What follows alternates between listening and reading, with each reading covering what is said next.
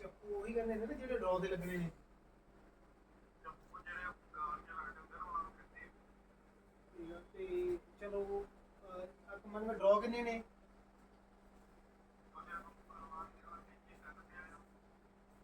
ਅੱਠ ਇੰਚੀ ਹੋ ਗਿਆ। ਹੈਗੇ?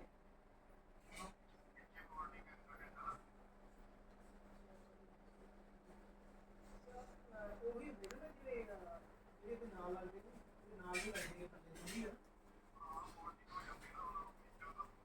ਹਾਂ ਹਾਂ, ਉਹ ਕਿੰਨੇ ਚਾਹੀਦੇ ਨੇ?